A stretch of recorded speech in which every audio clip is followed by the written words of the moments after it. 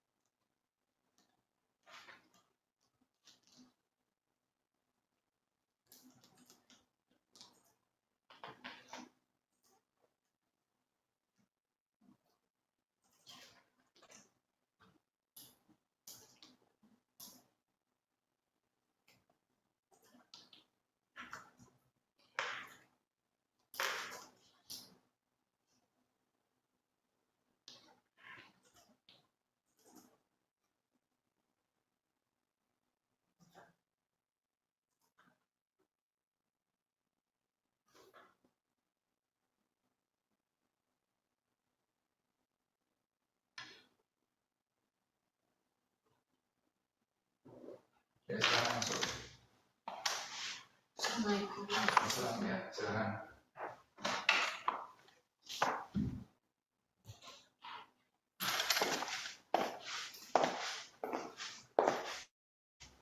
Ya, silakan masuk.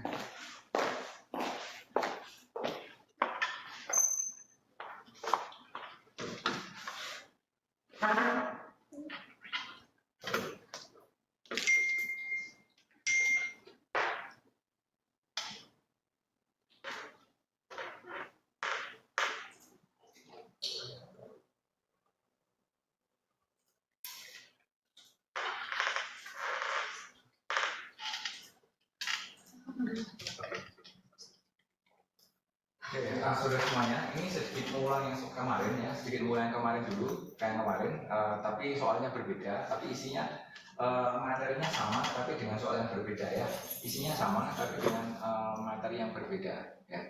Ini kemarin kita sudah belajar mengenai apa namanya jalur kritis ya, jalur kritis yaitu jalur yang paling panjang ya. Nah, terus kemudian kemarin kita juga sudah belajar tentang ini ya, latest start, kemudian latest finish, kemudian latest start, kemudian latest finish ya, kemudian ini adalah activity duration ya. Nah, sekarang kita akan lanjutkan bagaimana dengan risiko proyek dan berapa persen penyelesaian proyek kalau misalkan durasinya sekian lama gitu ya. Nanti akan kita simulasikan dengan perhitungan yang sederhana. Oke. Nah, ini namanya dari sini aja ya. Untuk kita mulai dari Ame dulu. Nah, ini kita mulai dari sini ya. Ya, ini saudara semuanya, ini adalah daftar aktivitas yang sudah nampak ya. Daftar aktivitas dalam suatu proyek. Ya, ini ada aktivitas A sampai dengan aktivitas H. Kemudian ini adalah durasi masing-masing aktivitasnya. Ya, ini adalah durasi masing-masing aktivitasnya.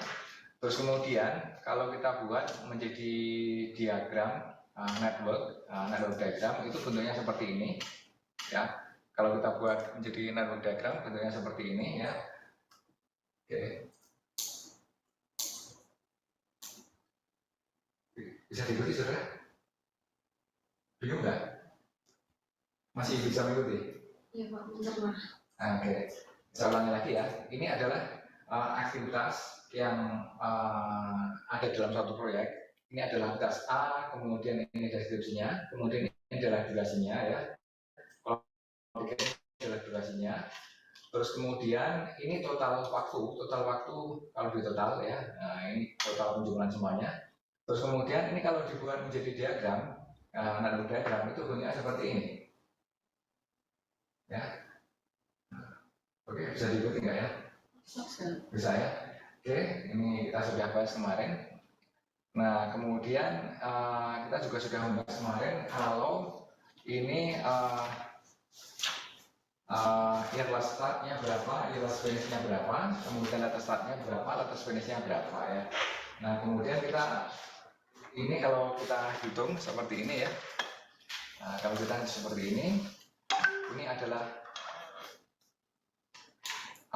keseluruhan networknya, dan kalau kita lihat ini ada 4 jalur saudara ya, ada 4 jalur. Jalurnya apa saja?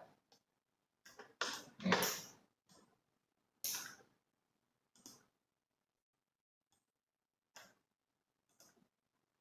Jalurnya apa saja ini saudara?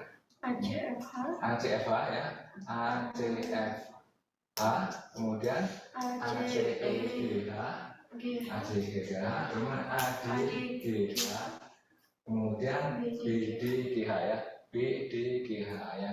Nah, kemudian dari sini yang paling lama, ini adalah yang jalur kedua yaitu ACEGH. Nah, dengan kata ini adalah jalur kritis ya. Nah, ini adalah jalur kritis. Oke, sudah bisa diikuti sampai di sini ya. Oke. Terus kemudian jalur kritisnya tadi adalah jalur yang kedua yaitu ACEGH. Oke. Aktivitas ACEGH ini adalah aktivitas yang berada di jalur kritis. Saya copy ke sini. Oke. Nah, ini kita review kembali biar tidak lupa ya. Ini adalah pojok kanan, pojok kiri atas ini adalah yield start ya. Kemudian pojok kanan atas itu adalah yield finish. Kiri bawah itu adalah latest start, kanan bawah adalah latest finish ya. Nah, terus kemudian ini cara perhitungannya kemarin sudah ya. Ini kalau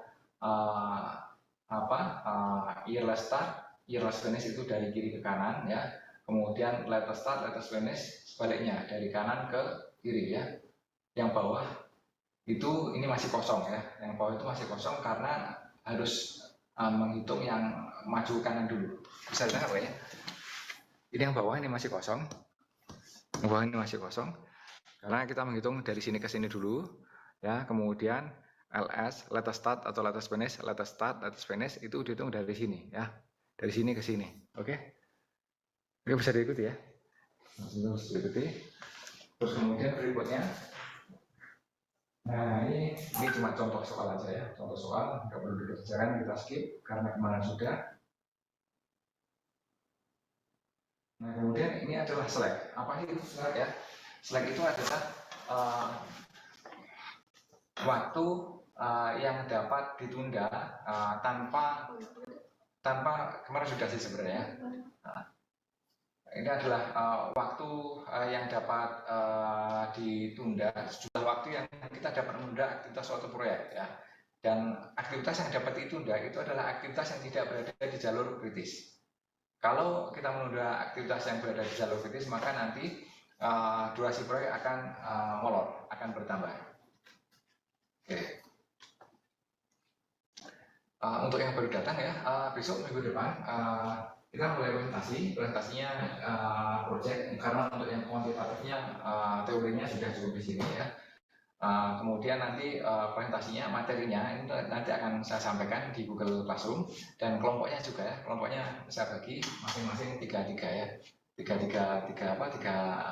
satu kelompok 3 orang anggota ya. Oke.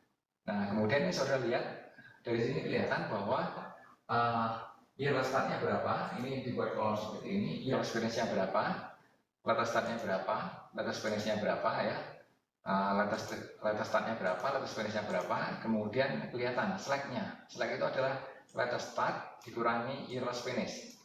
Ya, ini kalau slack-nya sama dengan 0 berarti tidak ada aktivitas yang bisa ditunda untuk aktivitas itu ya. Tidak ada waktu yang boleh molor ya. Sehingga kalau slacknya 0 sama dengan ini berarti berada di jalur kritis ya. Akselerasi itu berada di jalur kritis.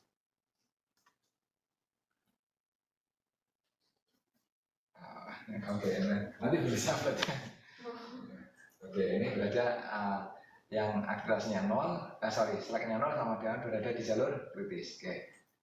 Sehingga kita bisa lihat ini ACEGH itu berada di jalur kritis. ACEGH ini adalah panah-panah yang ditebalkan ya, panah-panah yang ditebalkan. Oke. Oke, sekarang berikutnya ini nggak usah ya, ini udah latihan kemarin. Nah, sekarang kita berusaha untuk menghitung tentang risiko proyek ya, risiko proyek ya. Nah, untuk menghitung risiko proyek itu terkait dengan variabilitas. Ya, risiko dalam proyek itu hanya didefinisikan sebagai deviasi. Ya, risiko dalam proyek itu didefinisikan sebagai deviasi, baik itu deviasi positif maupun negatif itu dianggap sebagai risiko. Misalkan saudara merencanakan pembangunan rumah selama 12 bulan. Ternyata saudara itu selesai dalam waktu misalkan 11,5 bulan. Itu tetap dianggap risiko saudara. Tetap dianggap risiko. Lupa kan bagus, ini selesainya lebih cepat setengah bulan. Itu tetap dianggap risiko. Karena pasti ada faktor-faktor yang dikorbankan di sana. Sehingga itu tetap dianggap sebagai risiko meskipun positif deviasinya. Nah, variabilitas dalam manajemen proyek itu kita menghitung dengan cara ada 3 kategori time estimate di sini. Yang pertama itu adalah optimistic time. Kalau tadi contohnya waktu pengerjaan proyek pengerjaan proyek rumah itu selesai dalam waktu 11,5 bulan, itu menunjukkan bahwa ini ada unsur optimistiknya di sana ya. Oke. Kemudian ini ada pessimistic. Dan berikutnya ini adalah most likely ya.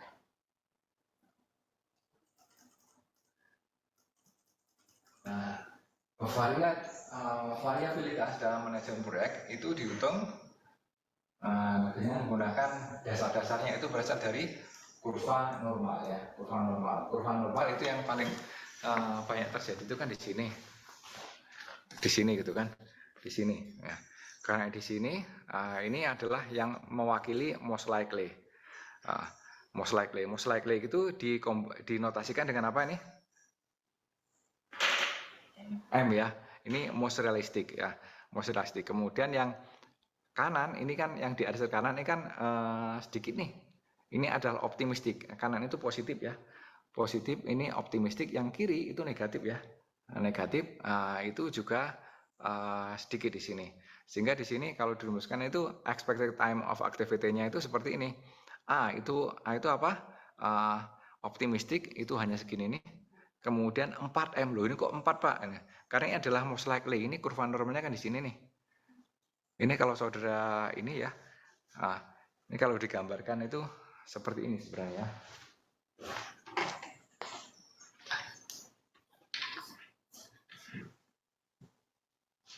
Ini gini saudara ya, ini adalah A, ini adalah C, ini adalah M. Ini adalah M. Bukannya B. Berapa? Ya apa B Pak? Oh ini B, ini B itu apa? Pesimistik. B itu pesimistik di sini. Nah, ini M. Nah ini A ini 1, ini 1, ini kok 4 Pak ini? Ya ini 4 karena ini seperti ini. Ini 1, 2, 3, 4 dan luasnya masing-masing angka ini setara dengan yang ini dan ini. Bisa lihat nggak ya? Sehingga ini yang apa namanya? Sebentar. Ini rumus ini ya. T ini ya. T ini sama dengan A plus 4M plus B per 6 ya. Ini adalah expected time of activity. Kemudian varians itu dihitung dengan formula seperti ini. V sama dengan B dikurangi A. Dibagi dengan 6, 6-nya dari mana? 6-nya itu adalah yang sama dengan atas tadi ya. Karena 4M itu kan tambah 1A tambah 1B sama dengan 6 itu sebenarnya koefisiennya. 6 itu adalah koefisien dari A, M, dan B ya. Ini kan A ini kan sebenarnya 1A, B itu kan 1B ya. Kalau jumlahkan 1 plus 4 plus 1 ya, hingga 6. Nah, bisa dengar apa ya? Oke. Sehingga variansnya adalah seperti ini ya. Oke, bisa diikuti dulu ya. Nah, kemudian ini kita menghitung varians. Nah, varians yang kita hitung itu adalah varians proyek ya. Karena varians yang kita hitung adalah varians proyek dan waktu penyelesaian proyek itu tergantung dari jalur kritis, maka yang dihitung hanyalah aktivitas-aktivitas yang berada di jalur kritis. Oke, jadi varians proyek itu hanyalah varians yang ada di jalur kritis, kecuali kalau nanti kita melakukan misalkan proyek racing gitu kan, itu nanti ada jalur kritisnya menjadi berkurang sehingga bisa jadi jalur kritisnya berubah menjadi 2, itu bisa juga ya. Oke, ini kita lihat tadi jalur kritisnya adalah ACE GH. ACE GH itu berarti kita menghitung varians yang ada di jalur kritis, yaitu A, C, E, dan GH ya. Ini A, C, G, H. Oke. Nah, kita lihat di sini. Nah, ini adalah optimistik. Ini dari mana nih? Ini given ya. Kemudian most likely ini seperti ini datanya. Kemudian ini pessimistic, ini seperti ini ya. Kemudian expected time-nya kita hitung. Tinggal masukkan rumus saja ya. Bisa dihitung ya, bisa ya. Ini 1 plus 4M ya, plus 4 itu 4 kali 2 kali berapa nih? Tambah 3 dibagi 6 ya. Oke, ini sama dengan 2 ya. Kemudian variansnya ini B dikurangi A dibagi 6 kuadrat. Ini ketemu sama dengan berapa ini ya? 0,11. Kemudian C-nya juga 0,11. G-nya 1,78. Hanya ini 0,11 ya. Sehingga di sini yang namanya varians itu adalah berapa nih? Kita jumlahkan ya. Ini ya ketemu sama dengan 3,11 ya. Ini adalah varians dari project ya. Oke. Nah, kemudian berikutnya kita akan menghitung berapa probabilitas penyelesaian proyek ya. Berapa probabilitas penyelesaian proyek, bagaimana caranya ya. Ini tadi kan sudah kita hitung variansa ya. Variansa kita hitung berapa nih? 3,11 ya. Nah, ini project variance ya. Kita hitung. Nah, kemudian kita hitung 11 ya. Kemudian kita cari standar deviasinya. Standar deviasi dari apa? Dari project tadi ya. Standar deviasi, ingat standar deviasi itu adalah akar dari varian. Sehingga ini kita hitung 3,11 tadi ya. Kita tinggal masukkan saja akar dari 3,11 ketemu berapa nih? 1,76. Oke. 1,76 terus kemudian dari 1,76 ini ya, 1,76 kita enggak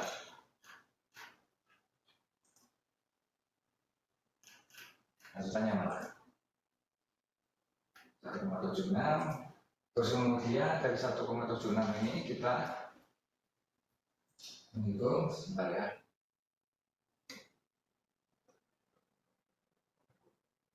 Kelihatan nggak di situ?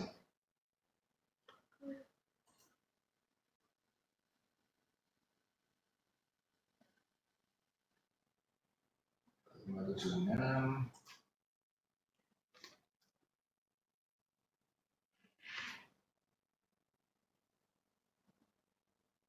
Kita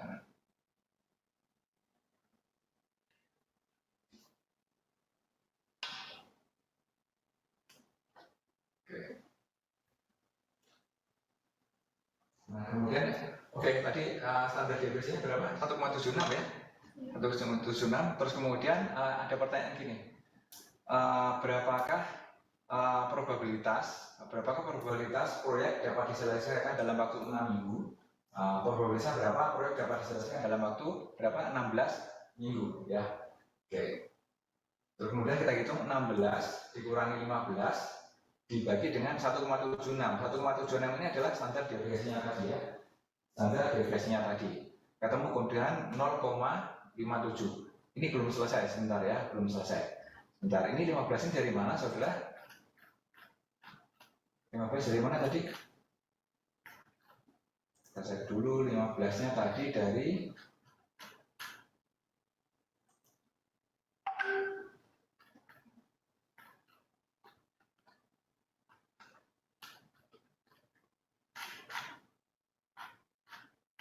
jalur kritisnya bukan?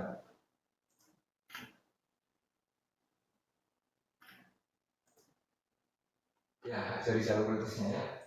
Oke. Ini 15 itu adalah dari jalur kritisnya ya. Nah,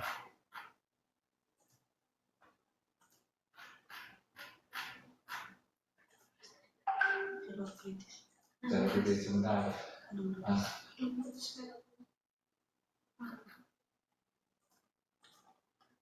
oke.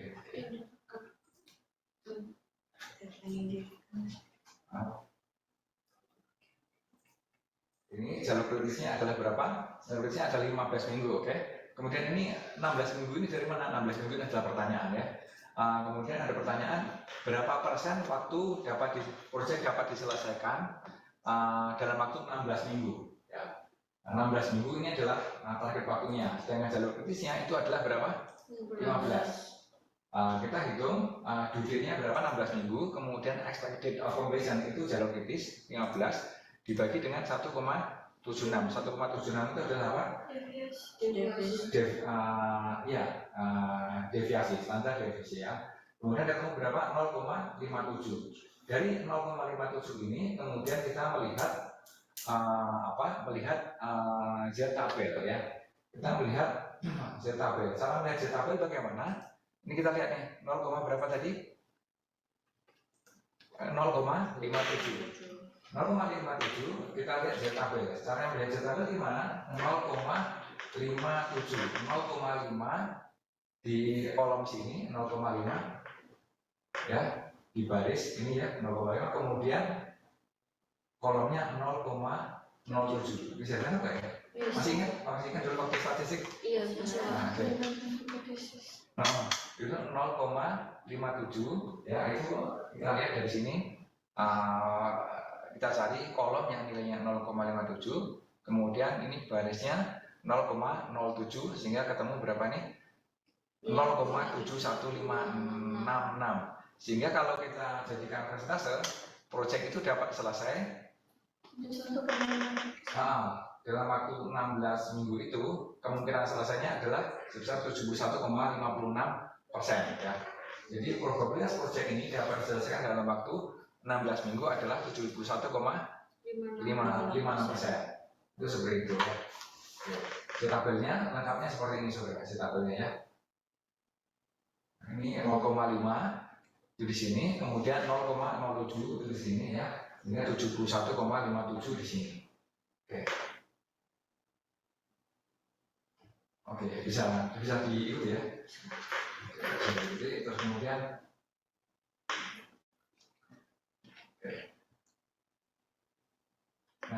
coba kita hitung misalkan ya, berapa persen proyek ini dapat diselesaikan kalau misalnya ini ya, saudara misalkan berapa persen, berapa probabilitas proyek ini dapat diselesaikan dalam waktu 18 minggu. Nanti nilainya presentasinya naik apa turun?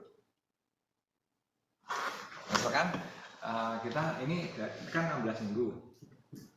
16 minggu ini dapat diselesaikan dalam, ini probabilitas diselesaikannya berapa? 71,56% ya. 56%. Ini kalau kita buat menjadi 18 minggu, maka ini persentasenya ini akan naik. Kemungkinan bisa selesai tepat waktu dalam 18 minggu itu pasti akan naik ya.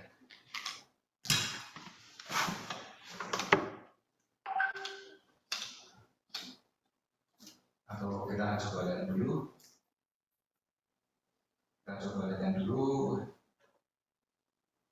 Ini latihan-latihannya.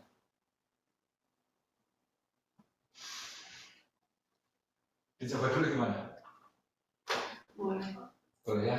Oke.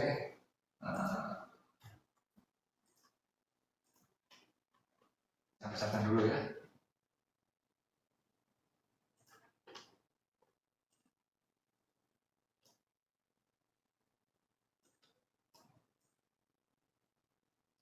Oke, coba saudara ini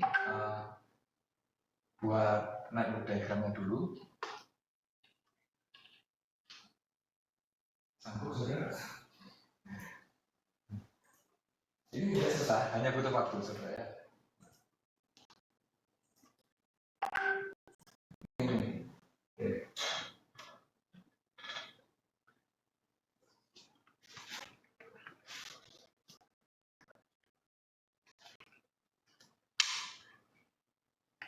Delapan.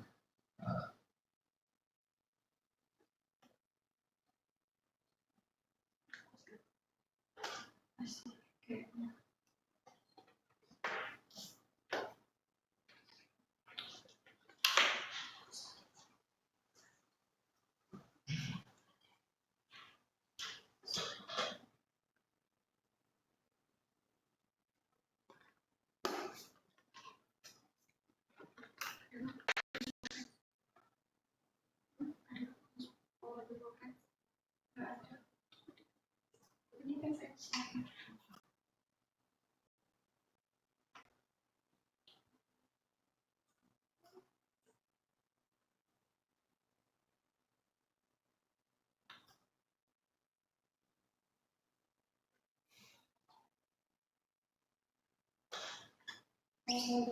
Ganti durasinya.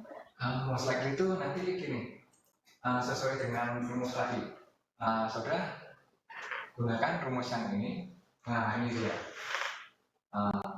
Ini expected accurate time ya. Expected accurate time itu terlalu cepat saya jelaskan ya. Ini expected accurate time T sama dengan 4M. Mustahil itu 4M ini. Ditambah dengan B dibagi dengan 6. Kemudian dicari variasinya. Ya. Kalau di sini ya, tadi ini saya taruh di sini ya.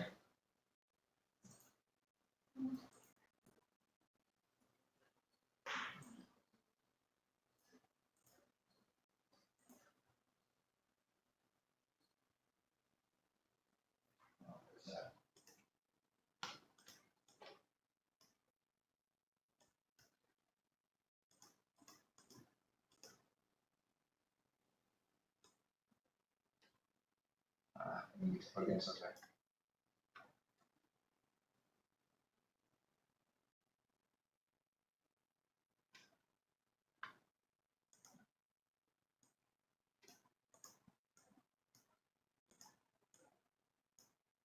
Oke.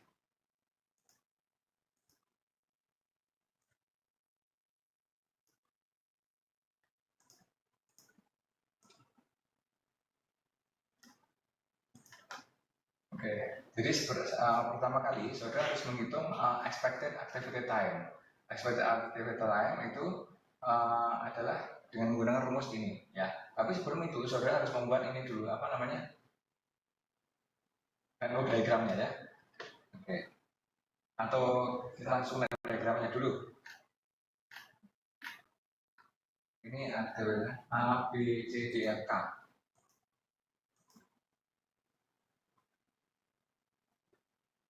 Ini seperti ini ya. Kalau dibuat menjadi apa namanya network diagram, dan ternyata ini jalur garisnya ada 2 saudara ya. Ini punya mahasiswa saja. Ini mahasiswa. Jadi dibuat network activity diagramnya jalur garisnya ada 2 seperti ini ya. Nah, terus mana yang dipakai? Ya dipakai dua-duanya ya.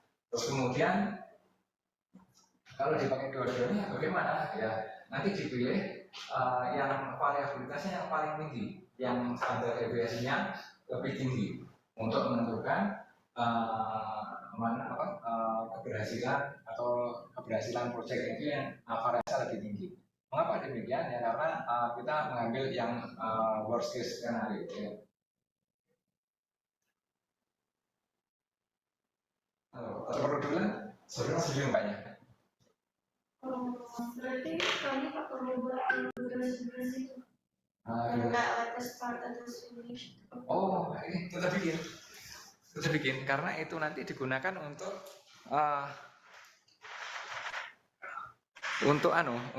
menentukan jalur kritisnya. Oh gini saudara. Nah, saudara bingung mana yang dipakai untuk dimasukkan ke angka-angkanya ini gitu kan? Yang dipakai ini gitu kan? Yang mananya gitu kan? Oh, yang mananya?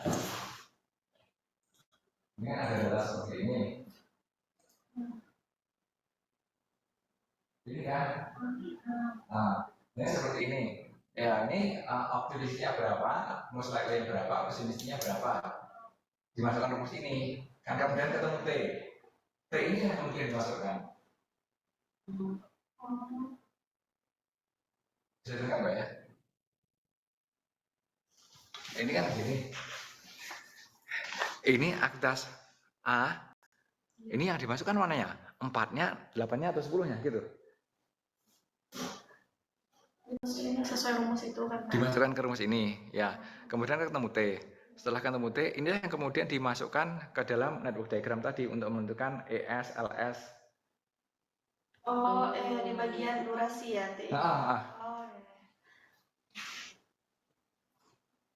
Berarti kami pertama harus cari T dulu kan buat semua. Harus cari T dulu. Oke, itu. Tapi sebelum itu bikin networknya dulu. Bikin networknya dulu, activity on node ya. Ya, buat node-nya dulu. Ya. Oke.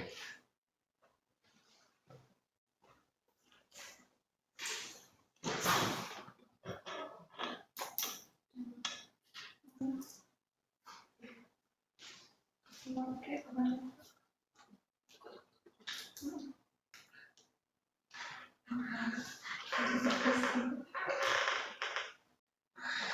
Kamu pusing.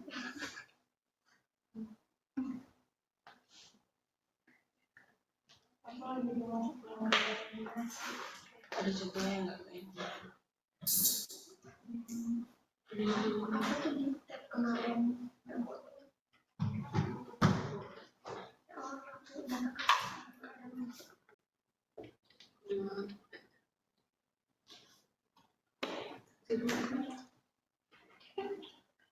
Kamu kirim aja dulu yang biru sana,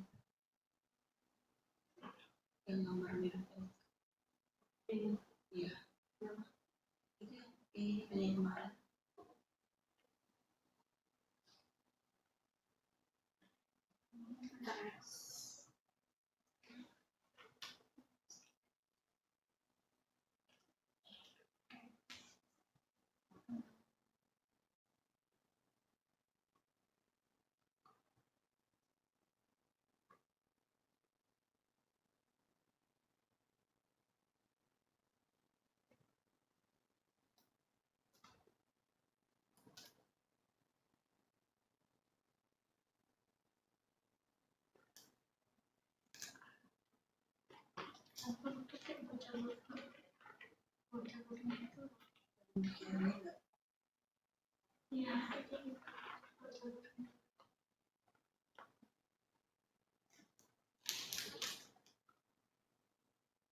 Sesuai jadwal itu ya.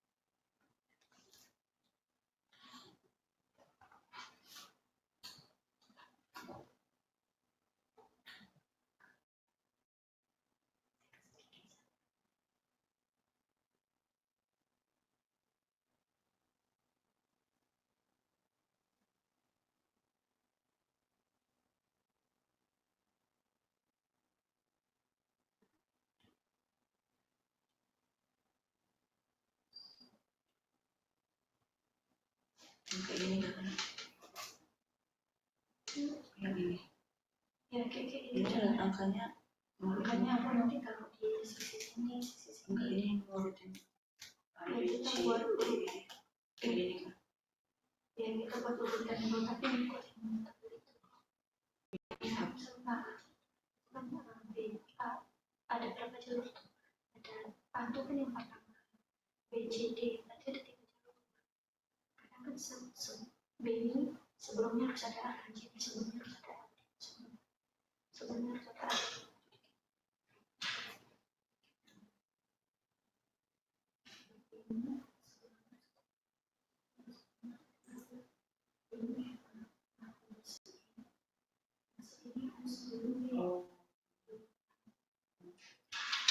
Ini biasa dulu. Ini nggak masuk Nggak masuk ya ke otak.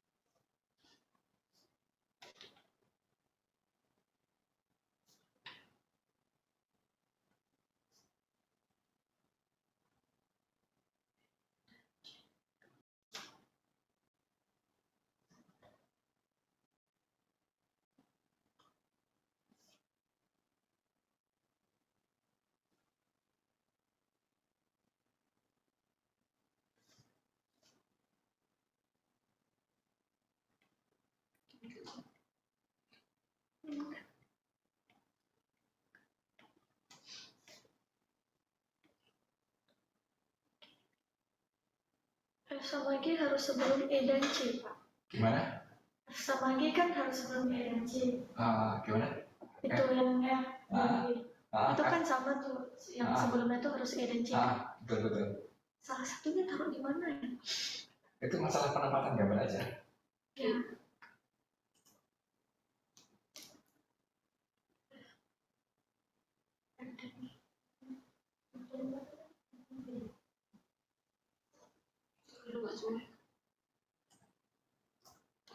Coba apa?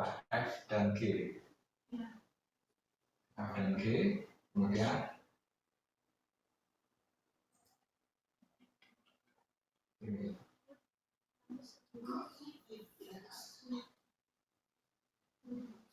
Ya, gambarnya salah. Di situ F-nya cuma sebelum E dan G itu baru sebelum E dan C. Ada kan tapi F O itu ada panahan. Oh, berarti disilang aja ya. Ya, disilang aja.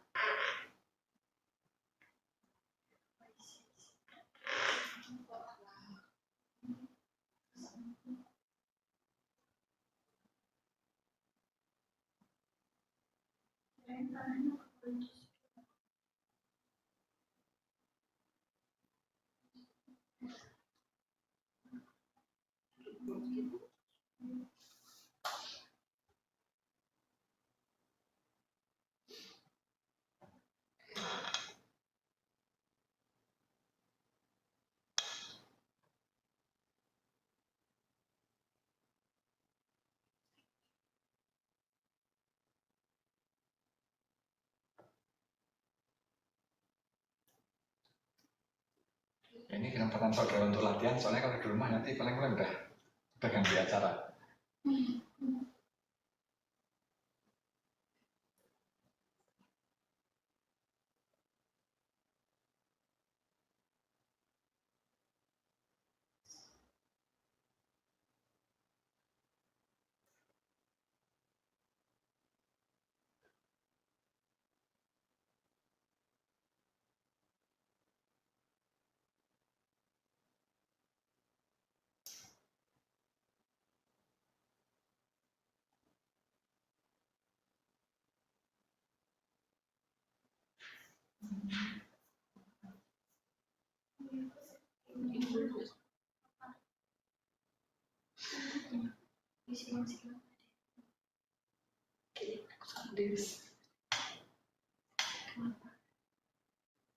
Juga bagaimana sih ya? Habis itu ini harus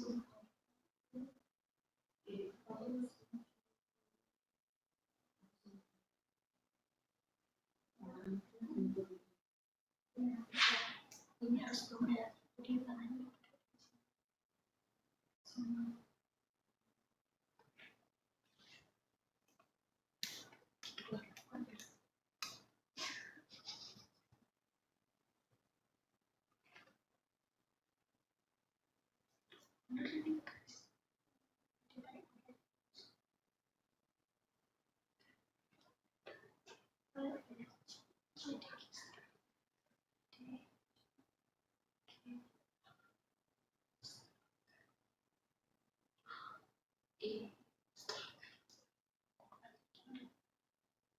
ini gimana ini bisa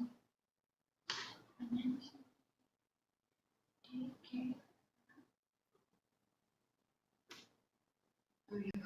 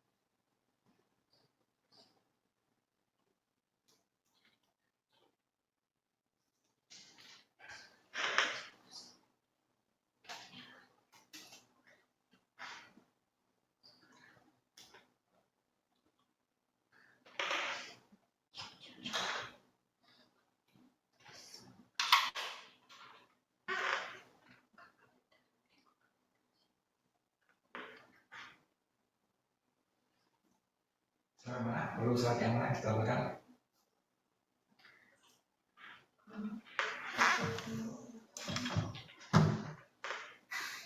Gimana? Ini Pak, acak-acak diri karena ini saya kan nggak buat bulan-bulan. Oke, nggak apa-apa. Atau langsung kita tampilkan ini ya. Sama nggak?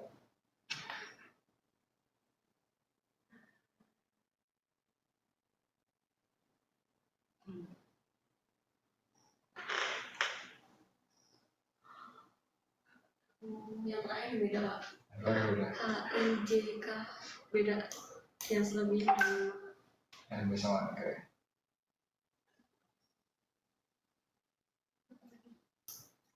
Ininya dari sama Cina. Itu juga terlalu pakai.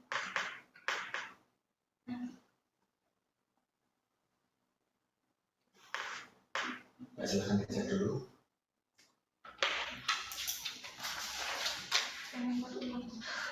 Ya, silakan. Ini apa tadi di sini tadi ini ya. Ini kita berkah.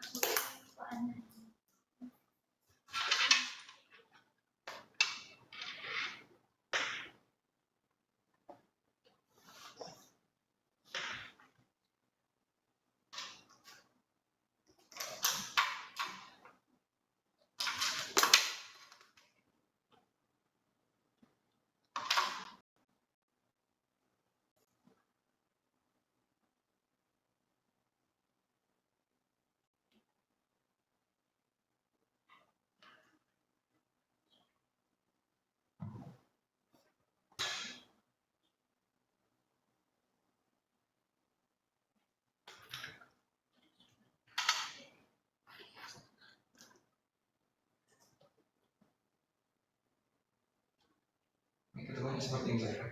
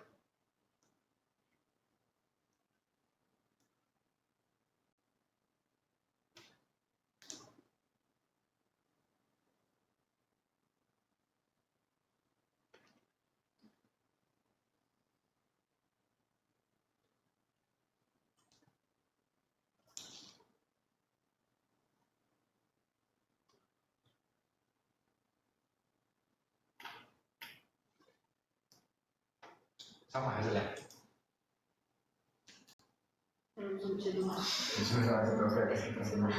Mana tadi? Sampai sama ini ya. Oke, betul.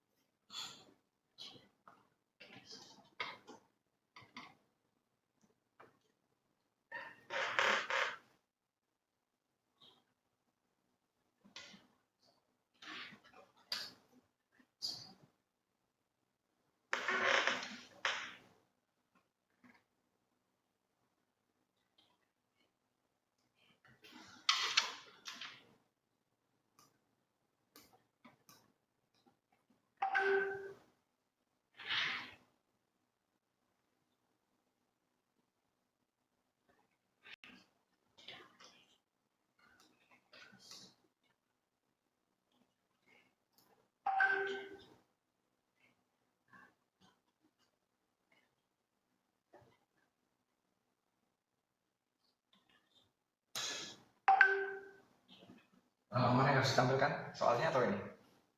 Ini dulu Pak, masih Ini dulu, ya. lagi.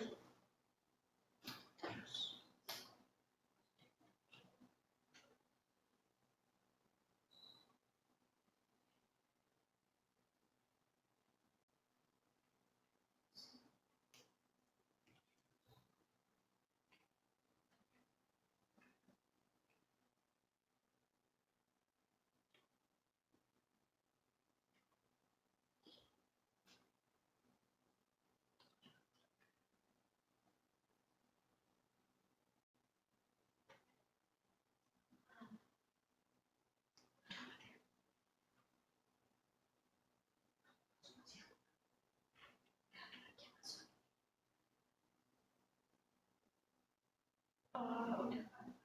Ya, oke. Ini kan sudah ketemu expected time-nya ya. Urutannya seperti ini, kemudian diagramnya seperti ini, ya. Sebenarnya yearless, kemudian year start, later start itu sebenarnya hanya digunakan untuk mencari ini apa namanya zero kritisnya sebenarnya. Nah sekarang kita tinggal menghitung variasinya. Nah ini jalur kritisnya sudah ketemu ya. Jalurnya ini jalur pertama dan jalur 4 ya. Oke. Terus kemudian setelah itu kita hitung. Berarti hasilnya itu masuknya ke latest finish ya Pak? 42, 39. Apa ya? Yang itu yang perhitungan jalur itu kan ketemu tuh hasil akhirnya tuh 42, 39 di atas tuh Pak. 42. Jalur 1, 2. Oh iya, 42. Nah itu masuknya ke latest finish kan? Yearless finish. Yearless. Yearless finish. Pak, itu yang dicari yang terbesar gitu Kak? Iya, yang terbesar, yang paling lama. Jadi yang ditambah itu cuma yang terbesar semua? Yang ditambah yang gimana? Itu ya Pak. Oh, yang kalau jalur kritis nanti sama, latest finish sama yearless sama. Latest finish sama yearless finish sama nanti. Tak koreksi. Oh, sudah ganti apa? Itu yang Bapak cerita itu kan yang 42 nih. 42 itu yang tertinggi, yang di jalur kritis ya. 42 kan yang tertinggi, itu ditambah Penjumlahan dari semua estimated time. ya.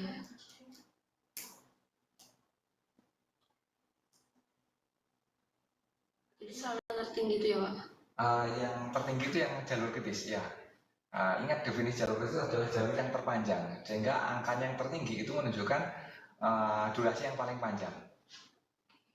Gitu. Jadi dan kebetulan di sini ini ada dua jalur kritis karena durasinya sama. Iya. Terus seperti itu. Jadi kalau ada dua itu gimana Pak? Ya apa? Kita hitung dua-duanya. Nanti kita hitung dua-duanya, terus kemudian kita hitung yang variannya lebih tinggi. Variannya lebih tinggi itu berarti risikonya lebih tinggi. Sehingga kalau risiko yang lebih tinggi nanti variabilitasnya itu lebih tinggi ya. Sehingga kemungkinan untuk meleset dari jadwal itu juga lebih besar. Jadi jalur kritis itu nggak harus satu ya Pak? Nggak harus satu memang ya.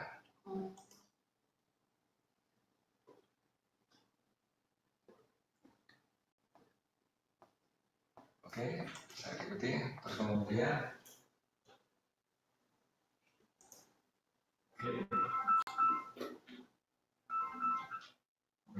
kemudian ini sudah. Kemudian saudara lihat di sini jalur kritisnya, jalur 1 itu adalah A, B, E, F, H, J, K. Kemudian jalur kritis 4, jalur 4 itu A, C, F, J, K. Oke, kita ketemu ya ini jalur 1 aktivitasnya apa saja, jalur 4 itu aktivitasnya apa saja. Nah kemudian dari sini kita lihat varians dari masing-masing yang ada di jalur kritis ya. Varian dari masing-masing ada jalur kritis. Jalur kritis 1 ya, itu tadi apa saja A, B, E, F, J, K ya, itu berapa variannya kita hitung dari sini. Bisa lihat nggak ya? Ini adalah variannya ya. Ngerti nggak variannya? Itu ngitungnya gini ya, B minus A dibagi dengan 6. Ini B minus A dibagi dengan 6. Ini untuk yang kelas 1, kelas A itu variannya 1. Aktivitas B variasinya 13,44. Aktivitas C variasinya 1,77 dan seterusnya. Nah kemudian untuk mencari varians project itu kita tidak bisa menjumlahkan semua varians ini, kita hanya menjumlahkan varians dari aktivitas yang ada di jalur kritis. Nah varians yang ada di jalur kritis itu karena jalur kritisnya dua, ya kita lihat dulu jalur kritis yang pertama ini aktivitas A, B, E, F, H, K itu berapa? Ini 1 plus 4 plus dan seterusnya sekarang berapa? 21,787. Jalur yang kedua ini ya, jalur yang kedua ini ACF HJK ini 1 plus 77 dan seterusnya itu berapa? 10,07. Oh, kira tadi semua dihitung, Pak. Semuanya dihitung. Semuanya dihitung. Nah, kemudian dari sini ini kan nampak nih. Meskipun durasinya sama-sama tadi berapa? 42, tapi ternyata variansnya berbeda. Varian jalur kritis itu lebih tinggi. Ini berapa nih? 21,787. Karena variansnya lebih tinggi, maka ini risikonya lebih tinggi nih. Ya, dibandingkan dengan yang kedua, ini cuma 10,7. Ya, ingat tadi varians itu adalah menunjukkan risiko ya.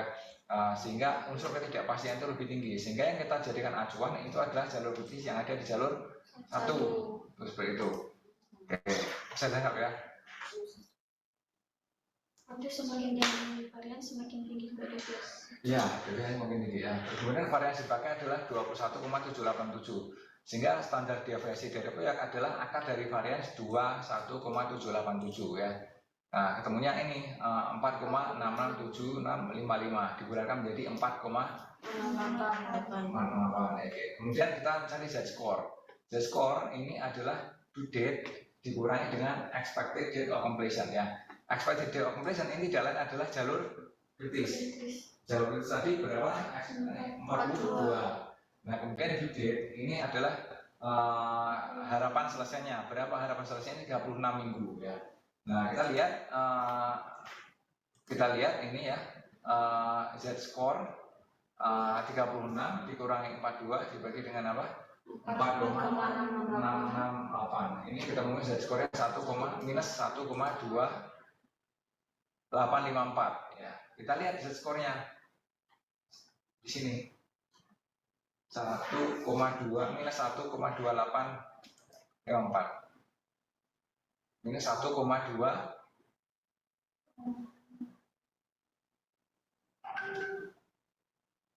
ini gimana sih ya? Ini 1,3. 3. Oke, 1,03 ya. Oke. Sehingga kita di 0,1003 dibulatkan jadi berapa? 10,03. Jadi probabilitas selesai dalam waktu 36 minggu itu hanya 10,3%. 10,03%. Wah, kok rendah sekali? Ya rendah sekali.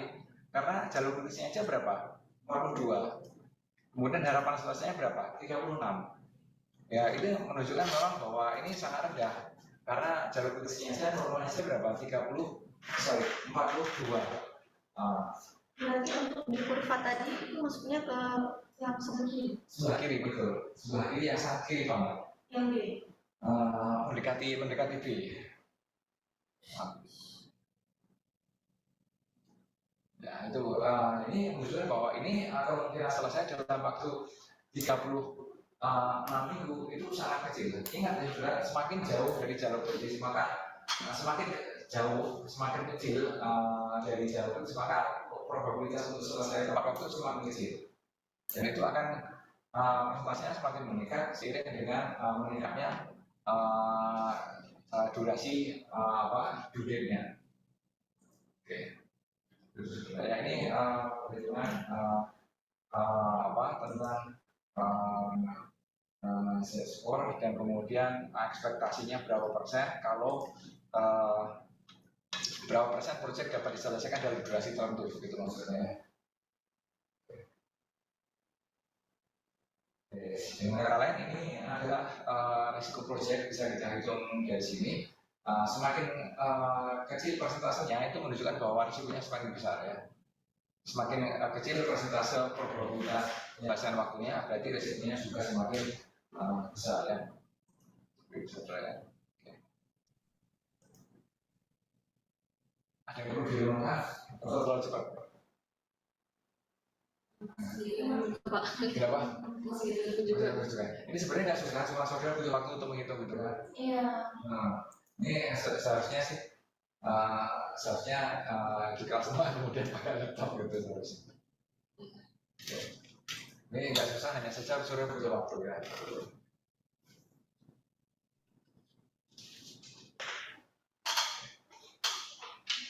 Ada yang ditanyakan saudara? Jadi untuk di akhir kurvanya itu nggak perlu. Kurvanya itu, bentar, ini harus mencari kurvanya ini saudara ya. Ini kurvanya tetap dipakai saudara ya. Kurvanya tetap dipakai. Ini misalkan seperti ini ya. Ini contohnya ya. Ini contohnya.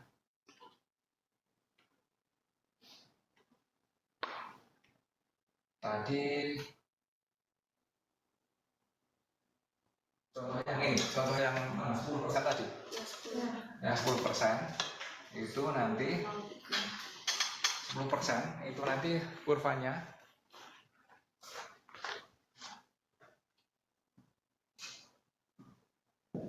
ini gini saudara, ini sebenarnya 50% di sini tuh. 50%. Terus kemudian kalau di sini, oh ya saudara bener di gini saudara ya.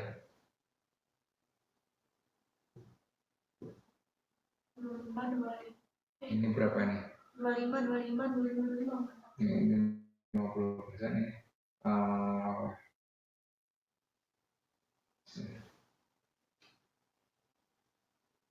Ini 50 sebenarnya 50%. Bagi 3 berapa? 16,6. Oh ya ini benar saudara ada di sini. Di sini saudara. 10,03% di sini. Nih, jadi di sini saudara, posisinya di sini. Nah. Oke, seperti itu.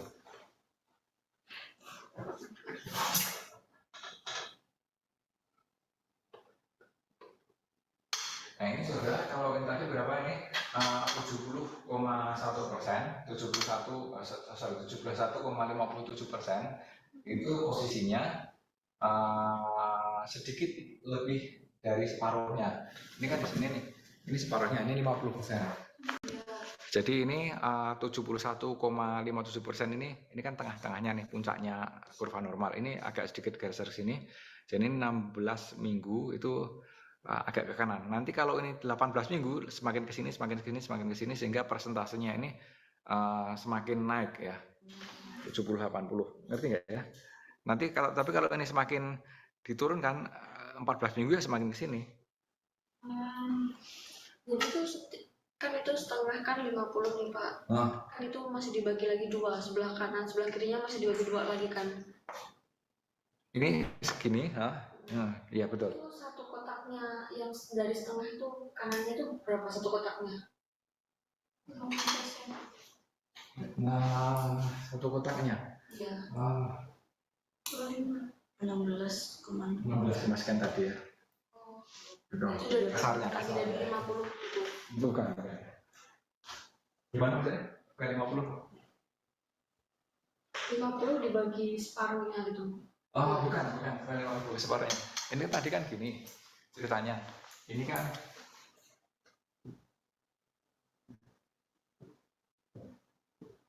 ini apa? A, B, 1, 2, 3, 4, ini kan M, most likely ya. Kemudian ini apa? Optimistic. Ini pesimistik ya. Pesimistik gitu kan. Nah, ya ini 50% gitu kan. Nah ini ya tinggal estimasi aja berapa ini ya. 50 dibagi 3 gitu. Oh. Bisa dengar ya? Jadi setiap kotaknya sudah pasti segitu Pak? Eh, itu, wah, untuk pastinya kita harus lihat statistik ya. Statistik banget. Ini saya estimasi aja. Tapi kalau untuk di kasus ini kayak gitu. Nah, ini aja. Saya kira setiap kotaknya itu sudah 16 gitu loh. 16% gitu setiap kotaknya. Yang pasti 16. Setiap kotak-kotak kecil-kecilnya gitu loh Pak. Kalau yang setengah kan itu udah pasti setengah nih. Setengah ya. Yang tengah itu sudah pasti setengah. Nah, kalau yang kecil-kecil tuh loh, yang saya maksud. Ini. Itu yang saya maksud. Iya, ini iya sama. Iya 16, sekian. Tapi saya nggak bisa menentukan ya. Ininya misalnya ini cuma estimasi aja ya. Maksudnya garisnya ini estimasinya di sini gitu loh ya. Iya. Tapi per kotaknya tuh ya 50. Iya, begitu ya. Oh, gitu. Iya ya Pak.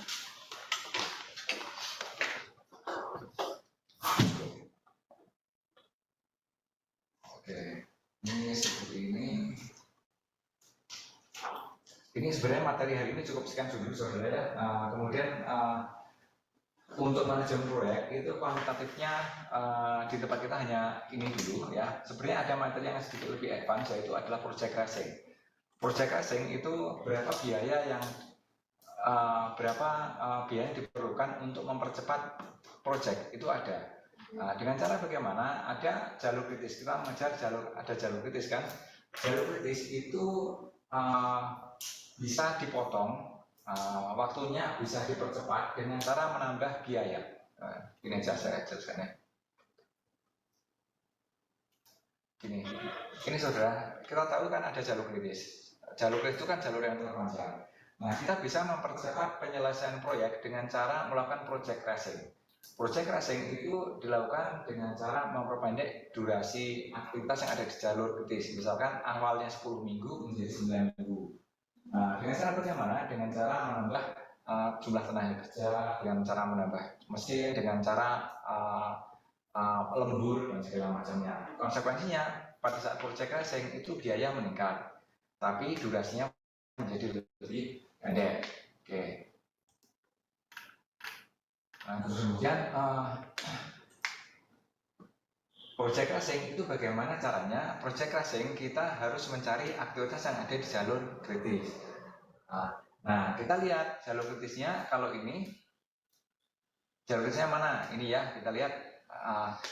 Ini aktivitas A ada di jalur kritis, aktivitas B tidak di jalur kritis, aktivitas C ada di jalur kritis, aktivitas D delta tidak di jalur kritis, aktivitas E ICO jalur kritis, aktivitas F pantah di jalur kritis, aktivitas G golep di jalur kritis, aktivitas H jalur kritis. Nah, kemudian kita perlu melihat ya. Perlu melihat durasi masing-masing aktivitas, kemudian biaya untuk melakukan crashing. Ya, kita perlu melihat durasi masing-masing aktivitas, dan kemudian kita juga perlu melihat biaya untuk melakukan crashing.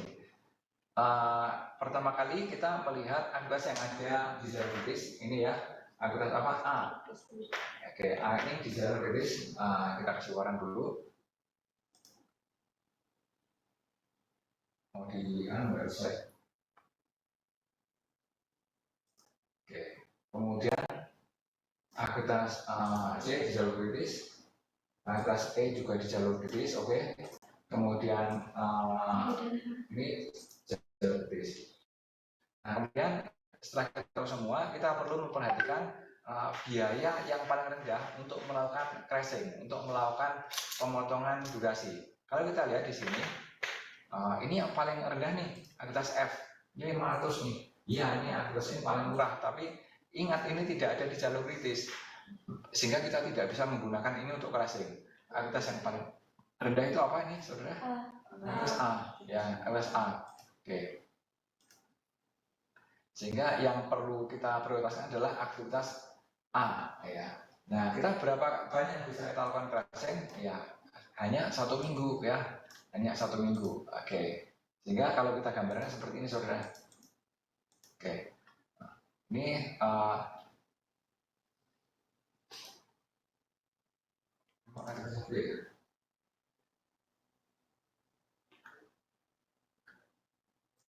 oh ini aja.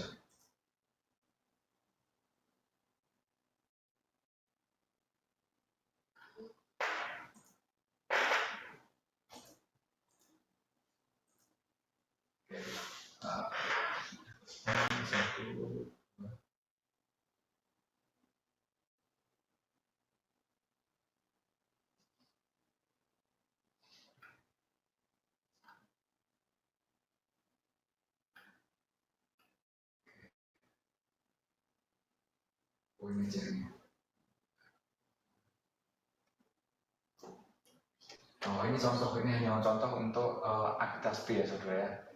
Padahal aktivitas B ini sebenarnya tidak di jalur kritis ini, tidak jalur kritis. Ini aktivitas B tidak jalur kritis ya. Oke. Nah, sehingga kita hanya fokus pada aktivitas A yang ada di jalur kritis. Oke. Nah, kemudian setelah aktivitas A ini kita bisa meng-crash aktivitas A itu berapa? Satu minggu kan? 1 minggu. Oke, 1 minggu kita setelah aktivitas A ini sudah kita crash. Kemudian, apa kita langsung meng-crash aktivitas yang lain? Enggak, saudara. Kita tidak bisa langsung meng-crash aktivitas yang lain. Setelah kita meng-crash aktivitas A, kita harus kembali ke network diagram. Kita kembali ke network diagram, apakah network diagramnya menjadi berubah apa tidak? Siapa tahu setelah A ini di crashing menjadi 1, ya, berkurang satu minggu, bisa jadi jalur kritisnya itu berpindah. Bisa kan enggak ya? Bisa jadi jalur kritisnya itu berpindah.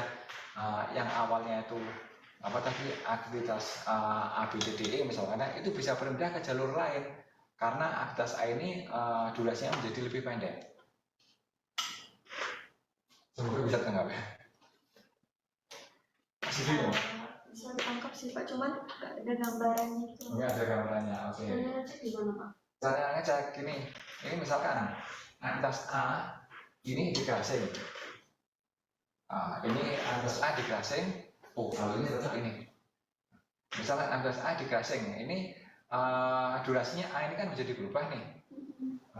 Kalau berubah, maka bisa jadi berpindah ke aktivitas yang ini, yang menjadi apa? Yang menjadi jalur kritis. Bisa dilihat nggak ya? Ini aktivitas ini. Ini kan jalur kritisnya yang ini gini kan jalur kritisnya. Karena ini berubah menjadi 1, bisa jadi ini durasinya kan berkurang 1 nih. Oke? Berkurang 1 nih. Bisa jadi ini tidak lagi menjadi jalur kritis. Jalur kritisnya menjadi ganti yang ini. Karena ini durasinya menjadi lebih panjang. Aktivitasnya bisa berkurang 1. Itu bisa dihilangkan kah Pak? Hah? Itu bisa dihilangkan kah Pak jalurnya? Sebentar satu-satu ya. Gimana? Maksudnya itu hilang salah satu aktivitasnya atau Durasinya berkurang 1 minggu. Durasinya berkurang 1 minggu kan? Ini menjadi 1, oke? Nah, karena berkurang menjadi 1, bisa jadi berkurang 1 minggu, bisa jadi ini kalau berkurang 1 minggu ya berarti menjadi sama lah dengan yang jadi berkurang. Jadi berpindah ke jalur yang lain. Iya. Bisa ditangkap nggak ya?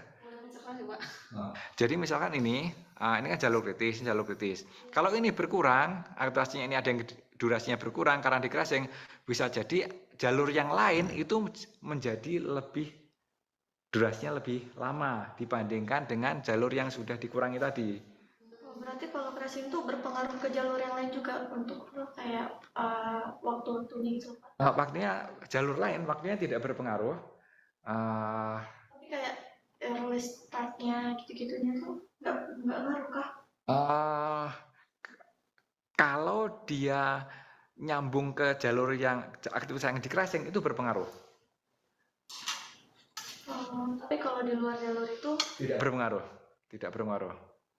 Misalkan ini ya yang di crashing aktivitas A, yang ini ES-nya, early start-nya ini berpengaruh. Ini juga dipengaruhi karena ini ada jalurnya ke sini, ada panahnya. Tapi kalau ini enggak. Pak, berikan contoh satu yang misal nih, kalau di crashing itu kan jadi kan awal 2 minggu nih, jadi 1 minggu. Nah, kalau dalam diagram itu berikan Bapak contoh satu gitu. Oke. Biar kami bisa membayangkan gitu loh Pak.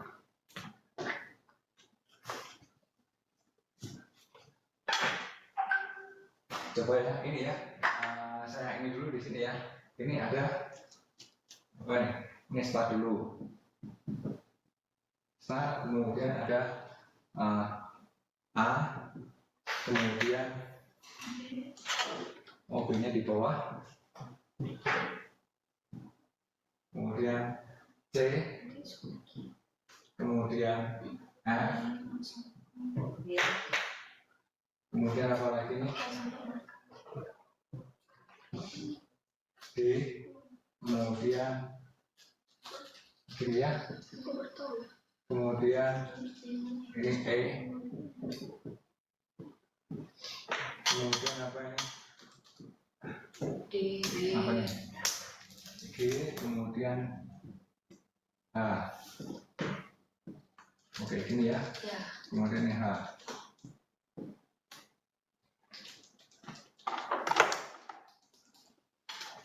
Ini jalur berikutnya ini.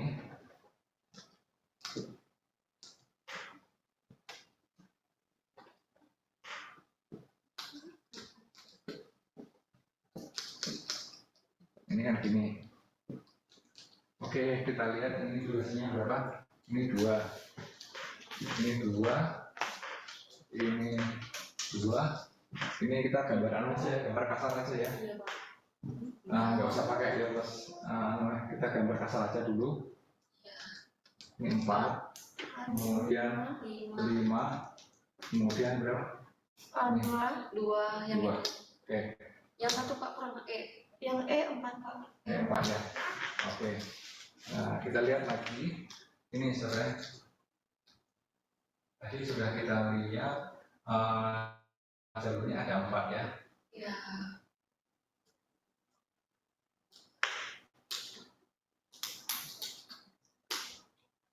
Jalur 4 tadi.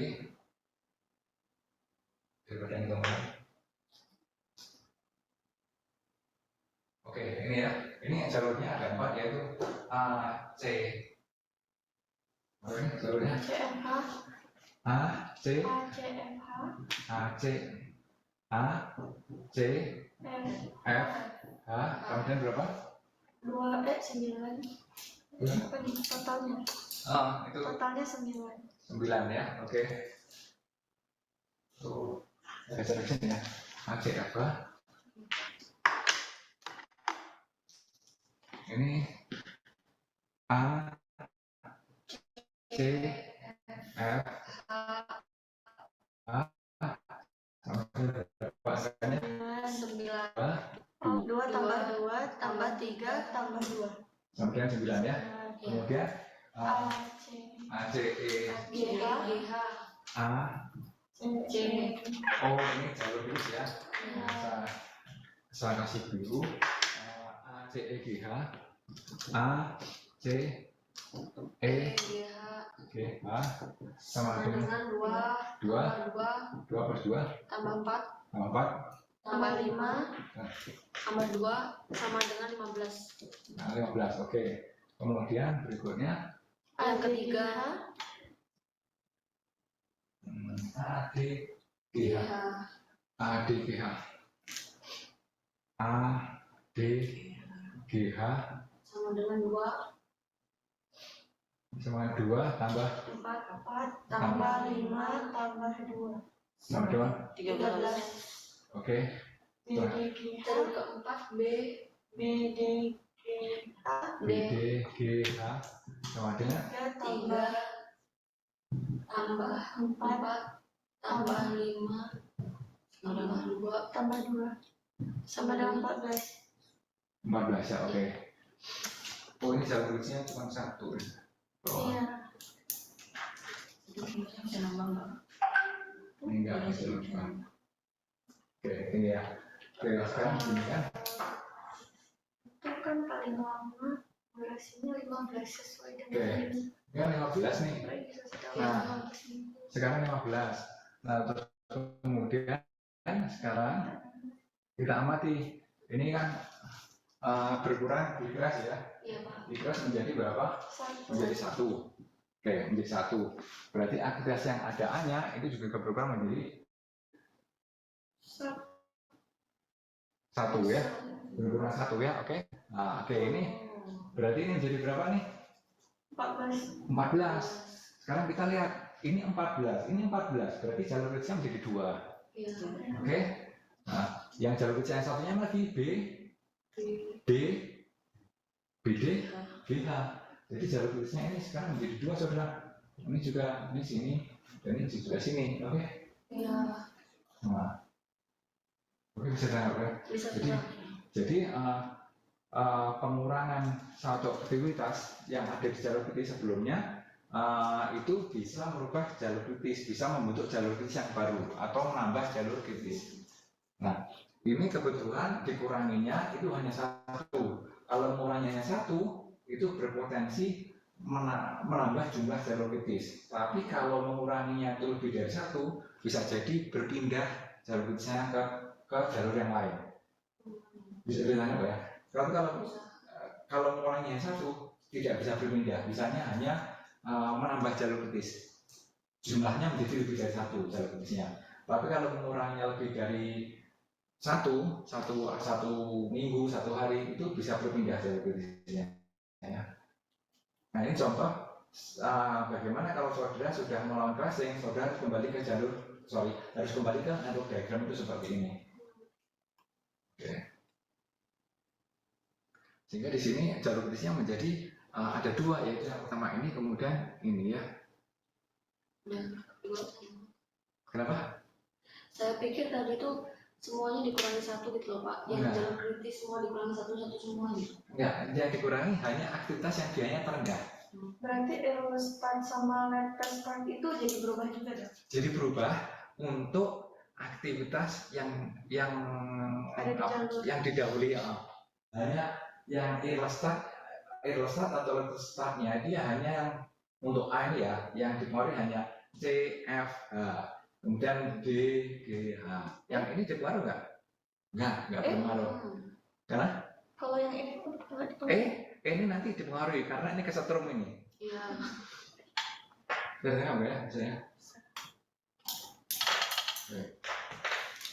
Jadi ini adalah saling terkoneksi. Saudara ini perhitungannya sederhana seperti ini nggak apa-apa. Soal saudara ngerti konsep dasarnya, seberapa kompleks pun nanti tetap menggunakan dasar yang sama ya. Oke. Nah ini adalah teknik kuantitatif dalam manajemen proyek. Ini cuma seperti ini sebenarnya. Kalau mau lebih advance itu sebenarnya ada juga kayak misalkan menggunakan simulasi Monte Carlo segala macam, tapi itu harus menggunakan simulasi komputer ya. Harus di depan laptop segala macam, dan itu butuh waktu. Nanti waktunya habis ya. Untuk berikutnya kita presentasi paper, nanti kita bentuk kelompok, masing-masing kelompok 3 orang ya.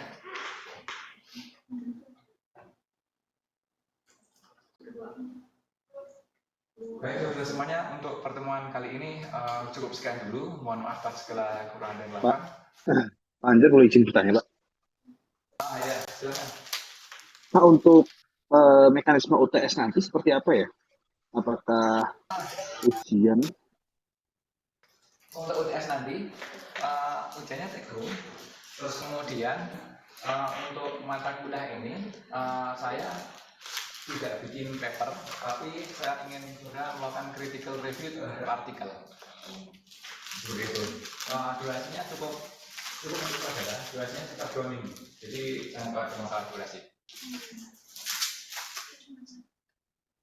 Seperti itu saudara. Dulu kalau saudara ikut mata kuliah saya yang sebelumnya, misalkan manajemen operasi atau manajemen strategik ya, itu ujiannya juga take home dan kurang lebih seperti itu ya. Cuman kalau dulu manajemen operasi atau manajemen strategik kontemporer itu membuat paper. Tapi untuk yang mata kuliah ini adalah critical review dari suatu artikel ya, seperti itu. Critical review itu seperti apa, nanti ada petunjuknya di soal ujiannya, ada petunjuknya ya, seperti itu. Jadi jangan khawatir.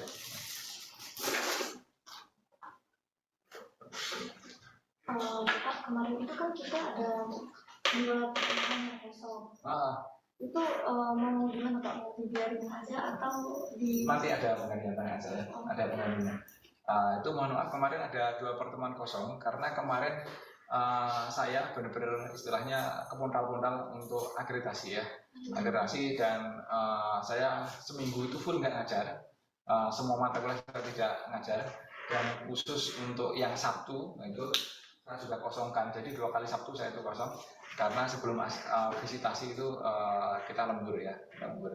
Nanti akan ada penggantinya nanti yang satu asinkron ya, yang satunya nanti coba saya pikirkan dulu ya, kayak apa yang lebih baiknya nanti. Oh ya, kemudian nanti info awal juga, sekedar reminder, nanti bulan Agustus, awal Agustus ya, saya lupa tanggal 8, 9 berapa beberapa ya. Nanti ke Thailand, siapa yang pengen ikut boleh, tidak wajib sifatnya. Terus kemudian bagi saudara yang berada di luar Jogja, kalau luar Jogjanya itu masih berdekatan, misalkan Solo Semarang, alangkah lebih baiknya kalau ikut, kalau saudara mau ikut ya, itu startnya dari Jogja saja. Tapi kalau saudara berposisi di luar Pulau Jawa, misalnya di Kalimantan, Sumatera, saudara boleh langsung menuju ke Thailand ya. Durasinya nanti 4 hari 3 malam ya. Aktivitasnya adalah conference. Saudara conference presentasi papernya apa? Saudara mungkin saudara belum punya paper atau apa gitu ya. Saudara boleh mengupgrade tugas-tugas dari saya sebelumnya untuk di-upgrade menjadi paper conference ya. Mata kuliah saya sebelumnya, misalkan mata kuliah manajemen operasi dan sustainability atau mata kuliah manajemen strategi kontemporer itu boleh di-upgrade. Terus kemudian selain conference, saudara nanti ada kunjungan perusahaan, dan kemudian satu lagi itu adalah acara pengabdian masyarakat, mengunjungi semacam lembaga panti sosial atau NGO di sana. Ini yang acara formal. Kemudian satu lagi acara formalnya itu adalah kuliah. Saudara mengikuti kuliah dari dosen di sana dan kuliahnya di kampus di sana gitu ya. Meskipun hanya beberapa sesi. Kemudian itu acara formalnya ada 4, acara tidak formalnya nanti free time, saudara boleh explore kota Bangkok dan segala macamnya. Nanti saudara dikasih waktu free time, tapi nanti tetap koordinasi masalah keamanan. Itu yang sangat menjadi concern kita itu adalah keamanan dan keselamatan gitu ya, yang sangat menjadi concern. Makanya nanti kalau saudara ikut itu berangkat dan pulangnya, kami harapkan saudara pesawatnya sama ya, seperti itu. Oke, saudara, saya kira cukup sekian untuk pertemuan kali ini. Mohon maaf segala kekurangan. Assalamualaikum warahmatullahi wabarakatuh.